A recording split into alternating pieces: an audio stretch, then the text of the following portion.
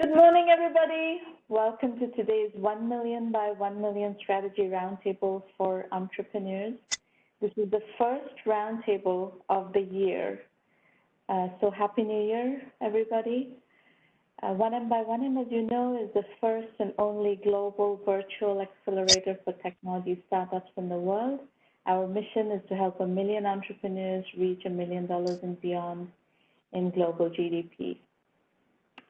This is the 558th episode of the free mentoring sessions that we've been doing since the fall of 2008. It's been a very long journey and a real privilege to be able to work with so many of you in so many different corners of the world. We really see a very international congregation here these days.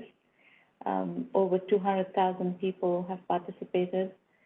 The event is being recorded. Every single roundtable recording is available on our YouTube channel, 1M1M Roundtables. On Twitter, we're at 1M by 1M and at Romana. And hashtag for today is 1M1M. This is a roundtable, not a broadcast, so we want you to participate. So we want you to participate through public chat or by dialing in. Your computer audio is also going to work. Not right away, we have some scheduled programming, but we will open up the line for any of you to weigh in, ask questions, participate in whatever way you would like to. We're going to start today's session with a conversation with Deepak Balakrishna. Deepak was part of the 1 million by 1 million premium program with his company Adya, which was acquired by Qualys a couple of years ago. Qualys, as you might know, is a public security company, cybersecurity company, and Adya was also in the cybersecurity space. So I invited Deepak to talk to the audience about exit strategy and what he went through, what was his experience. We often do bootstrapping to exit scenarios. And in particular, in certain sectors where the market has become extraordinarily crowded, but also extraordinarily full of innovation, like cybersecurity, bootstrapping to exit is a real option. So Deepak, having traveled that journey, would be a great person to give you some insights from the trenches, some lessons from the trenches. Deepak, welcome to the show. Ramana, it's good to be here. So Deepak, why don't we start with you telling us a little bit about Adya? What did what were you doing? What was the vision, and what was the journey in the beginning of Adya? Sure. So Adya was a cloud security company, as you mentioned, focused specifically on data exposure from SaaS applications. So what that means is, and this you would have seen in a lot of cases, if you have a cloud applications like Google G Suite or Microsoft Office 365, it's very easy for people to share documents. You can create a link, share the link out with anyone in the world, right? And these applications make it very easy to share data, but that's a double-edged sword. IT has no idea even which employees are doing this within their company, right? If employees are sharing their documents within the company, outside of the company, it's very common for people to share with contractors who are on a temp project, and the contractors move on, you move on, but the document remains shared, right? So that's a point of data exposure, and IT has no idea this is happening. So we were a tool that was helping IT to get a view of what data exists in the company across these cloud applications, what is being shared, by whom, and to whom. So that's what we did. That was what Adya was focused on. And Deepak, you were doing this out of India, right? The team was mostly out of India, yeah? We were all out of India. Yes, that's correct. So I started this in early 2017.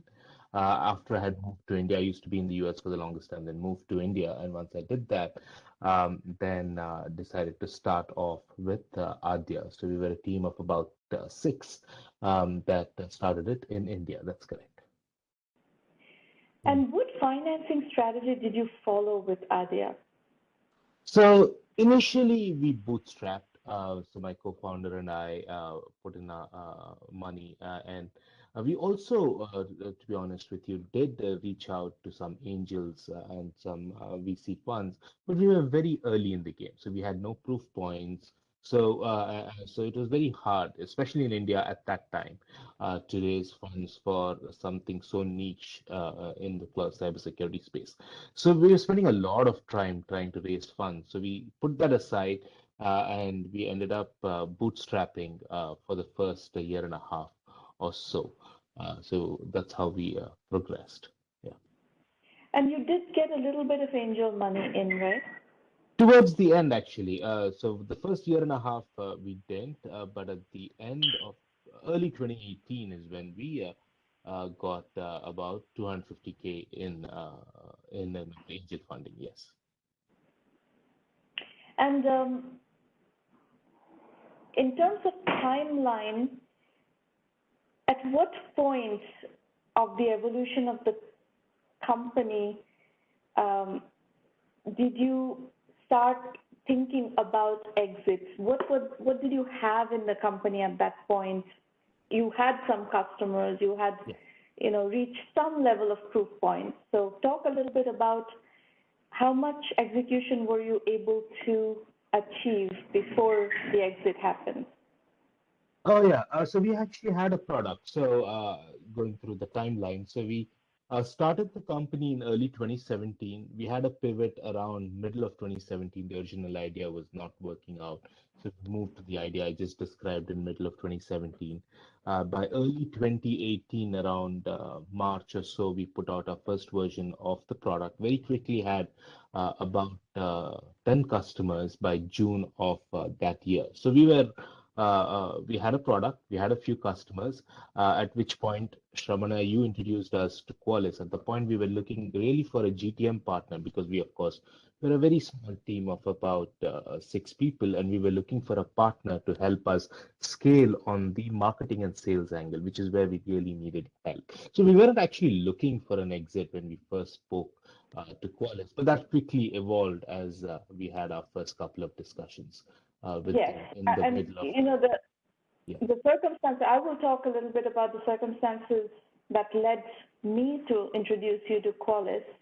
I actually, right around that time, I had lunch with Philippe Courteau, the founder and CEO of Qualys, who has unfortunately since passed. Last year, he passed away. But Philippe and I had lunch, and Philippe was very high on India, and he really wanted to build a lot of acquisition-driven talent base and product ideas and so forth within the Qualys portfolio. So he actually talked to me about wanting to acquire Indian companies.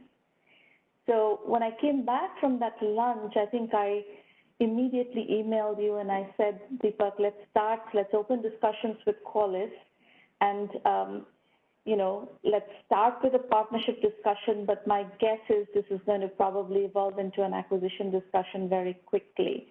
And I want to also comment on what you said about go-to-market strategy. Cybersecurity is incredibly crowded. And if you think about the buyer perspective, an enterprise buyer, large enterprise chief information security officer, CISO, or a CIO or a CTO of a large enterprise, doesn't really have the bandwidth to look at every little startup that is out there and evaluate their products. So they have close relationships with the top players like the Qualys and the Palo Alto Networks and the Proofpoints and the Zscaler and a few others. But when it gets to the small companies, you kind of have to go to market through some other way to be able to reach these buyers. And that's kind of what we assessed. And this has become even more acute now. When we did this deal, it was already quite obvious that it would be very difficult to get an audience with enterprise CISOs at scale. Maybe a few would be viable through personal networks, but it would be difficult to get that audience, which is why we were looking for a partner. And as a result, by the way, of this observation, there has been a shift in the thinking of VCs who are investing in these very early stage cybersecurity companies. They are also thinking about, kind of bootstrapping bootstrapping. By bootstrapping, I mean also operating with a very small amount of capital, really operating tightly with a small amount of capital. Even if there is investor capital involved, the principles of bootstrapping still apply. But then, at the point where you really need to scale your sales, that's where a lot of investors are also seeking exit into strategic players who can then enable the go-to-market strategy. So what we did with Adya and Qualys very much speaks to the trends of the market.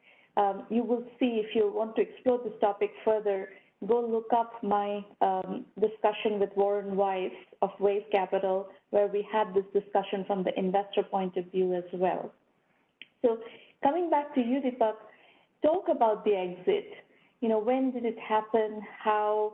Whatever, of course, the introduction came from me, but how did anecdotally, what were the circumstances, the price, strategy, negotiation, whatever you feel comfortable. What you don't want to disclose is okay, but whatever you feel comfortable disclosing to just help our, entrepreneurs kind of get a feel, a visceral feel for that kind of a scenario, like a negotiation scenario.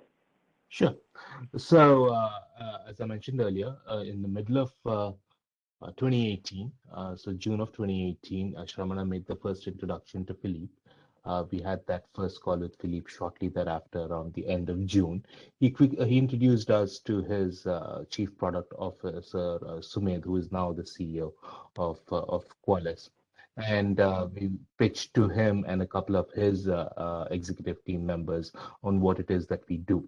Unbeknownst to us, Qualys has a platform of products on which they're looking for acquisition to fill in that platform. And they were explicitly looking for someone in the cloud application security space, which is what we did. So that was very much, we were lucky that the two fit so cleanly. Right? The stack we used, the engineering effort, the way we were thinking about it, everything fit how Qualys also wanted to build onto this platform. So very quickly, as I mentioned, it moved away from a partnership discussion to what can we do in terms of an acquisition and joining Qualys. So all of that happened in July and August of 2018.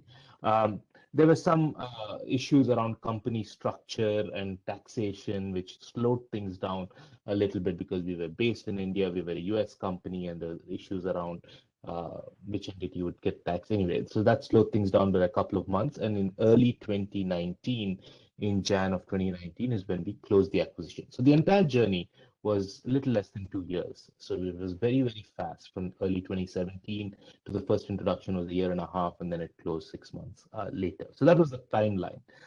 So in terms of price, I don't want to go into too much detail. It was a good exit. It was a couple of $1 million there. And but there were a couple of times we went back and forth on the price with Qualys. So we did negotiate. It'd be good, as I said, to be comfortable saying no, which we did the first couple of times, and they kept coming back and raising it a little bit. And I did reach out to Shramana and others to get feedback on what seems to be the right price in this case. So that was about the timeline and negotiation and pricing. By October, we had settled on the terms of 2018, and then the holidays came and the taxation issue.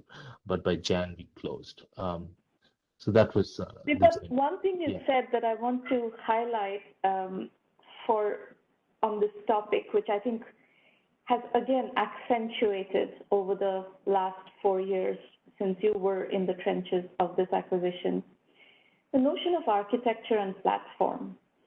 Philippe at that lunch had actually, he'd drawn on a napkin and showed me what he was trying to do with this architecture, kind of like a plug and play architecture where he could bring in new products and new, acquisitions and enhance the Qualys portfolio by plugging in new products.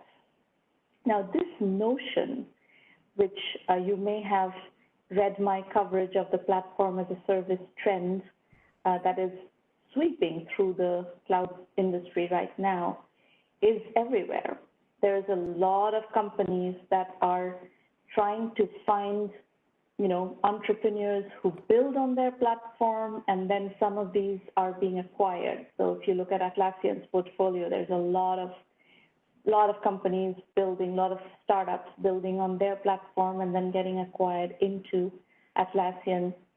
So expect this trend to be a big trend going forward. So if you're designing your exit strategy for a bootstrapping to exit scenario, it actually pays to align with the platform.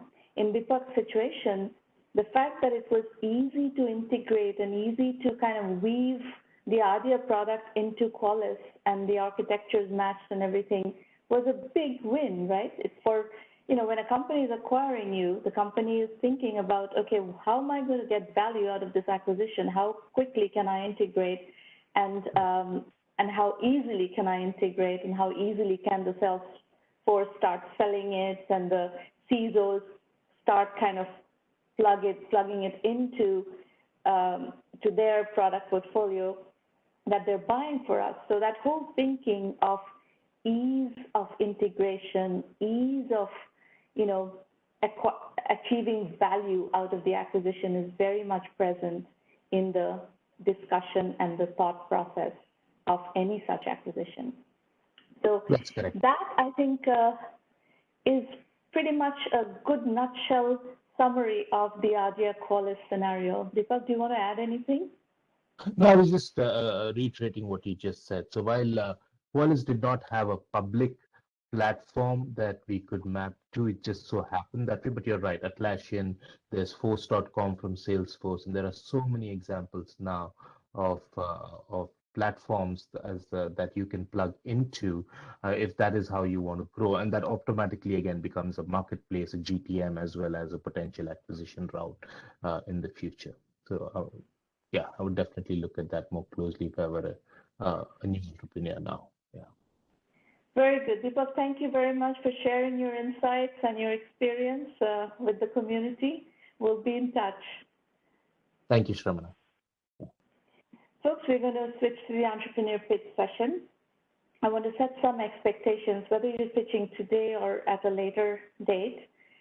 This is a safe working session.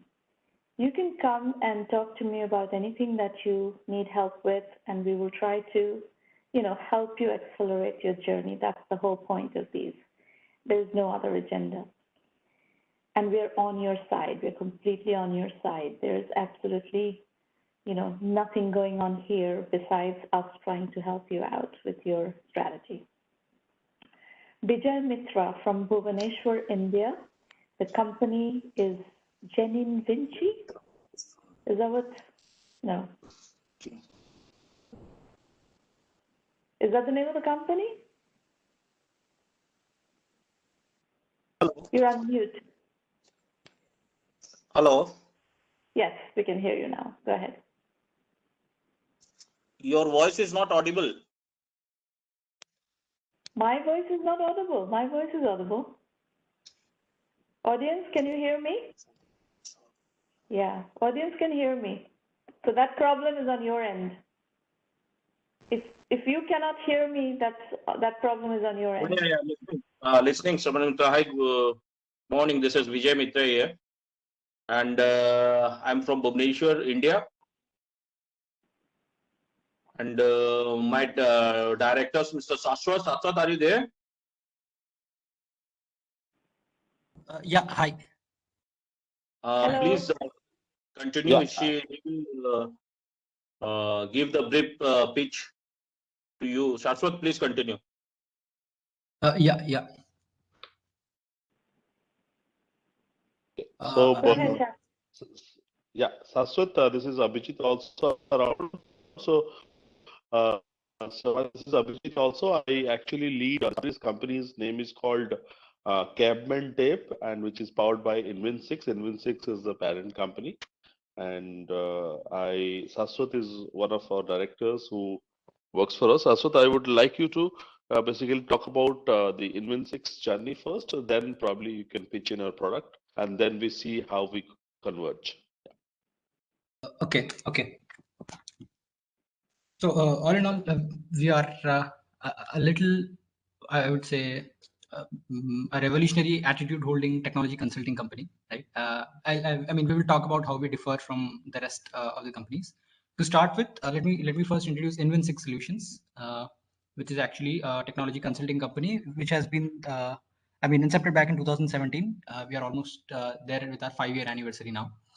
And Cape Solutions is like a baby of Invin6 Solutions, which mostly deals with domestic businesses, whereas Invin6 Solutions deals with international businesses. Our core objective is to provide services like digital transformation, product engineering, digitization consulting, and user experience services. And we kind of hold expertise in various technologies involving this.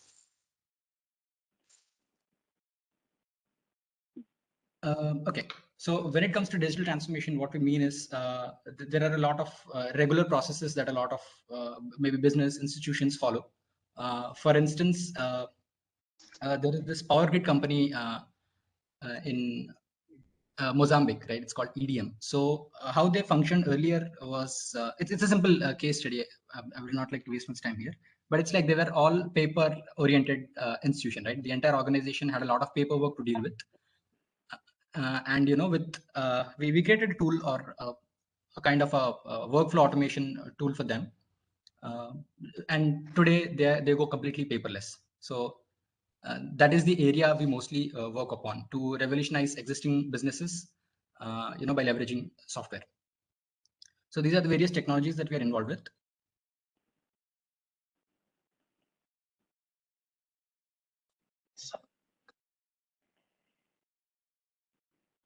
Okay. So what we believe in is it's again, like I said, we're not a traditional technology consulting or a software development companies like out there. So what we believe in business experience delivery. So it's not just what you come to us and ask for. It's like you discuss your problem with us, and with all the experience we carry around, a cumulative of 100 years of experience with the entire business team, and with all of those past takeouts that we had, we try to deliver more optimal and better improvised solutions to them. And I got it. So let's not spend so much time on each of these. You are doing, I understood that you're doing digital transformation, you're doing some product engineering work. We know what those terms mean. So let's not spend time explaining what those terms mean. Understood. Let's go. Okay, then let me dive right into the current scenario. So we have been working with the healthcare domain for the last 1.5 years. We have built products like virtual health consultation. We've also done electronic health records, and we have been running in the market for almost 1 year now. So I just like to walk you through the product that we have built and what we're trying to do basically. So let me get one thing straight. You have a services company and you're trying to transform into a product company. Is that a correct assessment? Absolutely right. Yeah. And you have built a product.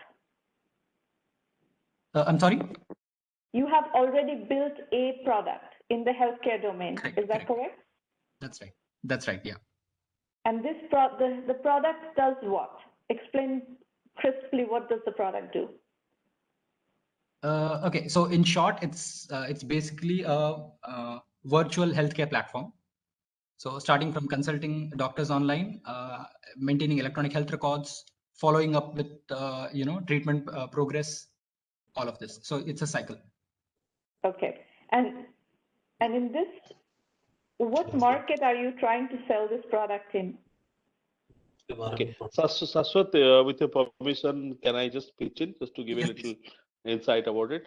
Hi, Samana. This is Abhijit. I manage the whole team, so I joined a little late, so I was unsure about the meeting. So I'm joining in the meeting because of some personal commitment, but fortunately I joined. So I just wanted to give a brief about what Saswat said. We are a services company, and we, as you said, we are just. Go ahead, please keep going. We wanted to be part of the services sector as well, and so we wanted to the whole philosophy. Let me just review a little bit. So we wanted to earn in a services domain, and in the same time we want to invest into the product domain, and we don't want it to be a very expansive services company where thousands of people are working. We want it to be a very crispy company with minimum 200 people working, then shift towards a product domain, healthcare product domain, or into a mostly into healthcare or into the general human psychology domain, and then sustain into the market. So that's sort of the whole purpose. So why we have taken this product, I'll let you know. So because India is a very competitive market, and the markets like US and Europe are already advanced in the online healthcare system, like in the COVID in the place, like you can consult a doctor, follow up your treatment online, and you don't have to go to doctor's place unless and until there is a surgery or a medical treatment required. But our target market is mostly to the Africa, underdeveloped countries. So what we wanted to do is we wanted to go there and penetrate the market where the healthcare system of the advanced countries should reach there through a consultation forum. That is the underlying objective, and there is a little humanitarian touch where we wanted to help people. Other side of the coin, we also wanted to make money. Hold on, one second. I understand you're trying to build a digital healthcare product that you want to sell to the African market, and you want to do kind of a digital transformation of healthcare companies in Africa through consultative selling and your product. That's really what you want to do. This company that you talked about, or I think Shashwat talked about in Mozambique, is that a healthcare company? No. That is basically when we started first year, one of my close friends were working there. So they are completely paper company, and they were doing. So we started from very minimal consulting. It's a power grid company. Does the healthcare product have any customer in Africa yet? No. So we are launched in a very small market in Odisha, because the reason we could not do it because we complete the development by mid-2020, and after that we didn't get a chance to travel and explain. We have a lot of contacts, but we could not explain, and we wanted to meet doctors. We had to explain the concept, but unfortunately the travels did not happen, and we are still in the silos. Okay. So, in COVID, one thing that has happened is people have become a lot more comfortable buying technology through video conversations, internet presentations, and so forth. So there is a process that we teach and we practice, we implement in B2B selling. This is going to be a B2B selling scenario for you. And we have that process, Sales 2.0, that is what I'm going to recommend you implement from India. And you can sell to Africa from India, is my belief. You don't necessarily, and in fact, I think what is going to happen as you start selling your product, you will find that, a lot of the things that you need to do will scale only if you can establish a really interesting and efficient, profitable funnel management process from India. So if you look at these companies from like Freshworks, for instance, Freshworks, when it was called Freshdesk, very early on was part of 1 million by 1 million. And we did a lot of these very similar things. You know, everything was being done from India. Lead generation was being done from India. Lead qualification was being done from India. And closing was being done from India. So we have, and since then, we've had many, many companies successfully implement this process, this Salesforce 2.0 process from India. So if you were to work with us at 1 million by 1 million, that is what I'm going to steer you towards. Does that make sense? Okay. Yeah, that makes sense. That makes sense. Thank you for the insight. Probably, and the very unfortunate part is, we are taking a 1 week work from home for the entire company because of we suspect there is a COVID infection is growing in the company. So as soon as we are back in the office, that is fully down with COVID right now in 1 million by 1 million. We're hearing it from everywhere. Unfortunately, yeah. on our team, there are several people. Maureen's husband has COVID, her father has COVID, Irina has COVID. So a lot of my family in India, it's a terrible situation. Absolutely. I'm not sure. I'm also having a mild fever. I'm not sure whether it is coming under the COVID or not, but still, yeah. It's you a type probably have we COVID. all have to.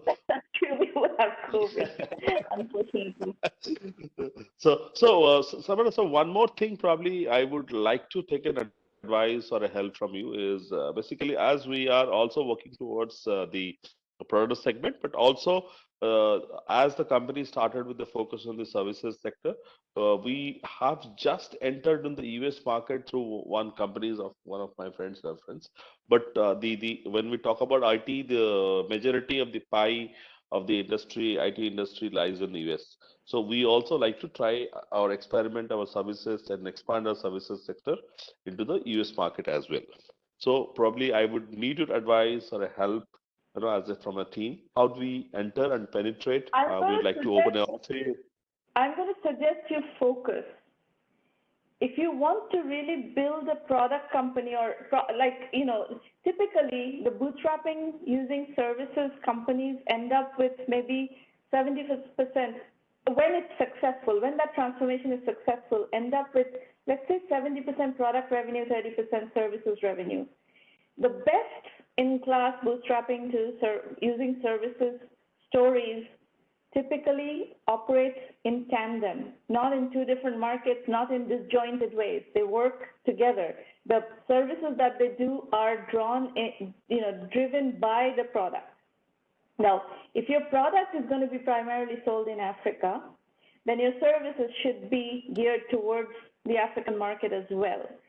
If you're going to do services in the US market, that is going to be disjointed, and you will not get the leverage out of your product business as much. So I would caution you on strategy. I would say it would be very difficult to the kind of product that you described. It would be very difficult to enter the US market with that product. The US market is saturated on that product. We have too many of that here already. Yep. So that's not going to work. So that product-driven service or product-related service strategy in the US market will not work. So the money you're going to get out of the US market, or the business you're going to get out of the US market, would be non-synergistic.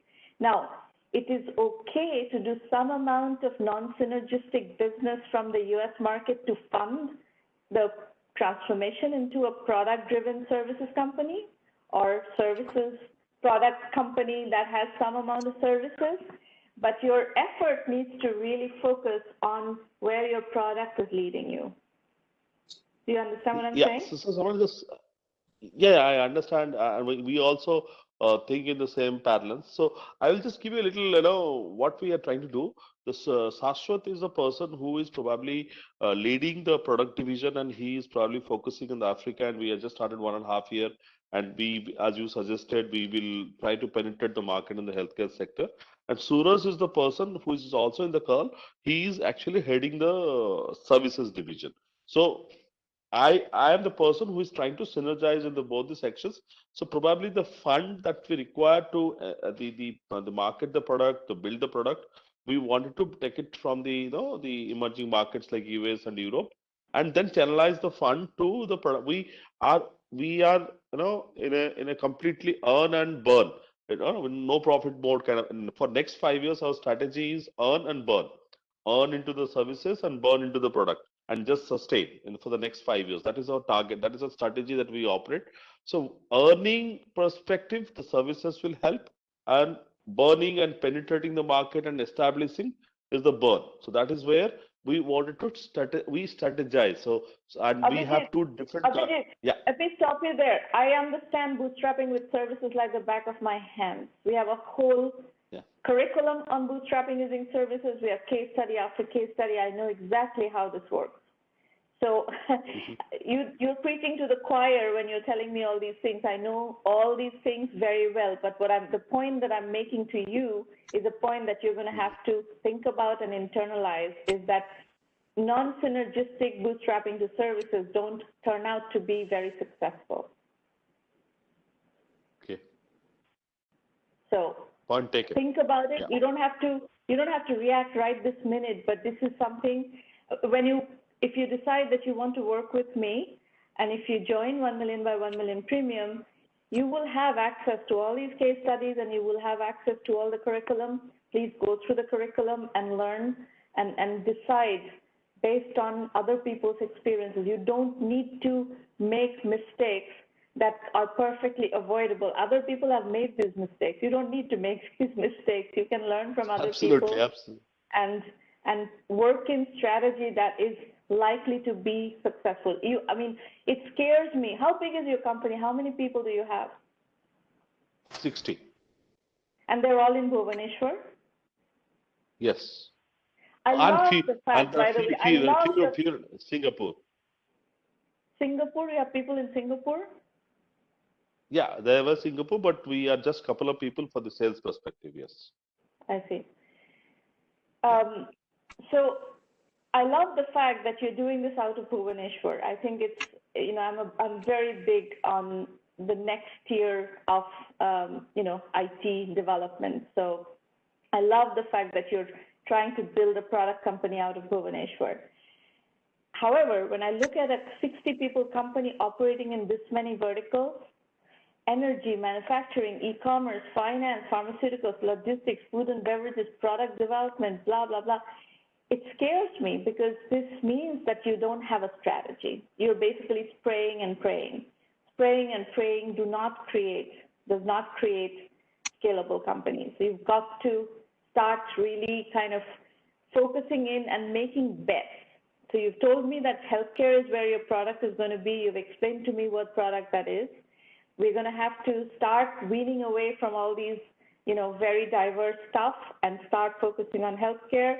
If your primary market for healthcare is going to be Africa, we need to focus you on Africa and including the services business from Africa around that product so that you can actually build a real company. And then you will have what it takes to build a scalable company. But you're going to have to let go of some of this non-synergistic stuff. Agree. Because when we started, we wanted to try it on everything because we started from zero. We didn't have a godfather, so we wanted to experiment on everything. And then of late, we realized that we wanted to focus on a couple of verticals and see where it clicks. So healthcare is one of the things we have taken, and we have taken it sincerely and seriously about it. But as a portfolio, when we are showing the portfolio, whatever we have earned in the last 5 years, I have just flashed it out. But may not be in every verticals we have prominent projects, but maybe 3 verticals we have prominent projects, and healthcare is the one where we wanted to focus to. Yeah. Okay. All right. So if you decide that you want to work with 1 million by 1 million, please join, and we'll continue the conversation in the private roundtable. Absolutely. So how do we proceed from? Just wanted to know. You just go to the website, go to 1M by 1M Premium, the premium program, and you can just sign up online. Very easy. Okay. And then you will have similar sessions every week in the private roundtables. You can attend as much as you want. And, you will also be using the curriculum. You'll have the login credentials and everything to access the curriculum. And that's it, basically. It's very simple to use, and you can use it from anywhere. But first recover if you're getting COVID. I hope you recover soon. Yeah, the entire company, yeah. It's 4 or 5 days. It's recovering more or less. So. Yeah. Well, now 50% of the crowd is already in the fever mode.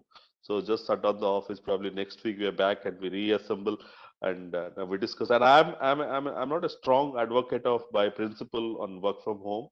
No, and in the video calls, I typically like in-person discussions and take decisions in person. So when we assemble next week, probably all of us are signing in 1 million by 1 million, and then take it forward. I will be in touch with you in person. Sounds good.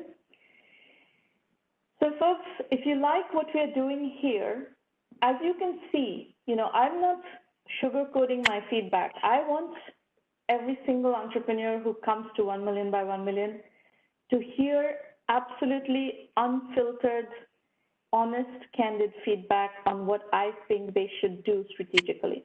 And that's been the ethos and the principle of our program all along. And if you like that approach, please refer 1 million by 1 million to others in your network, to serious entrepreneurs who want to do the heavy lifting to build serious companies. In terms of resources, everything is at 1mby1m.com. So it's very easy to sign up. There's also a terrific blog that is free just by following. If you're earlier on your journey and you just want to kind of simmer in entrepreneurship, just go follow the blog and you'll learn a lot just by following the blog. The Entrepreneur Journeys book series is available on Amazon digitally. There are 12 books. They're all case study based. And as you can see, there's a book on bootstrapping using services. There's also a whole module in the curriculum that's bootstrapping using services, the principle that we use a lot in the program. These strategy roundtables, free sessions happen every week. So right now, we're back in the new year. Holidays are over. We are going to be here every week. You can come pitch, just register to pitch or attend and just learn from these sessions. The full acceleration program is 1M by 1M Premium, and that's where you get extensive methodology guidance, weekly strategy consulting like this, and we work at a lot of depth on companies. The curriculum will be helping you, the combination of curriculum and roundtable is how we do the knowledge transfer and the strategy building. Where I have contacts, I always make introductions. You're very welcome to use my network if you're part of the premium program. And when you're ready, if you're ready, we will help you with financing as well. We have a terrific financing network, but you have to be fundable for us to make those introductions. The self-assessment is a tool that is a free tool that is available on the website. It's a very good strategic planning tool. These are the questions VCs ask you in due diligence. So it's good for you to use this to test where you are with your venture and whether you can answer these questions credibly and in a compelling way. The bootstrapping course, there's a free bootstrapping course that's pinned to the top of the blog, is one that it's less than 1 hour, so it will give you a very good idea about our philosophy. Very much recommend that. We also have Udemy courses. If you are looking for, if you're not yet ready to join 1M by 1M Basic or Premium, you can also go, start with one of the Udemy courses, one or more of the Udemy courses. We have tons of them. Just start to get a feel for, how we teach. We teach with case studies. Every single strategic principle that we teach is deeply validated through case studies. So everything in 1 million by 1 million has come out of case studies. 1M by 1M Basic is our curriculum-only option. So at $99 a month, you get access to the entire 1 million by 1 million curriculum. So that's another way you can plug your knowledge gaps. So let's say you're doing the self-assessment and you are running into principles and methods that you don't understand or questions that you don't understand. Go to the curriculum and you'll learn. You'll basically understand what those terms mean and what are the principles, how you answer those questions. positioning, for instance, is a very complex topic, but we have a whole module on positioning, and you need to learn positioning. Anyway, dig around on the website. It explains clearly what to expect from premium, basic, with lots of FAQs, video FAQs, a full description of the curriculum. We are a case study-based program. We have over 1,000 successful, actually much over 1,000 successful case studies, successful entrepreneur case studies, including 100+ unicorns and numerous, hundreds and hundreds of venture-funded companies, hundreds and hundreds of bootstrap companies. We support both modes of business building. There are specific policies on investor introductions. You need to understand those. Our methodology is lean, capital-efficient bootstrap startups. The 1M by 1M mantra is don't go to investors as beggars, go as kings. Bootstrap first, raise money later. So that's it. In January, we have 3 more roundtables. Please register if you would like to pitch. And we are open for Q&A. If anybody wants to speak, you can dial into the audio bridge. You can unmute your computer audio and speak through that. You can ask questions in public chat. Whatever way you want to interact, you're very welcome to do that. I will take questions from all of those channels. Now, if you have questions about the 1M by 1M program, Irina Patterson is your contact, irina@1M1M.com. Anybody? Questions, comments? Yes, no? Yeah, we got the context. So probably I will take some time in the weekend and just go through in detail. And Okay. We assemble next week in the office, and we can expect an email or a contact from all of us. Sounds good. Yeah. Anybody else? There are a lot of people in the room. You're very welcome to introduce yourselves as well. This is a good networking session also. So feel free to introduce yourselves, where you're joining from, what project you're working on. All that is welcome. We have time. The first roundtable of the year, so a lot of people are still on vacation, and of course, COVID is disrupting things everywhere right now. Literally, we have in all countries, we have a company in the UK where everybody has COVID. We have a company in Tanzania, everybody has COVID. We have companies in India where everybody has COVID. So it's a terrible COVID situation right now. The only silver lining is So what was that? Oh, this is Abhijit again. No, probably you and me are speaking for a long time.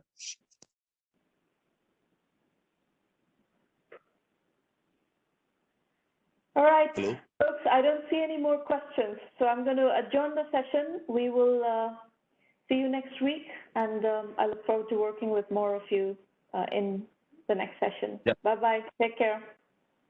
Bye-bye. Take care of the COVID, and see you next week. Bye-bye.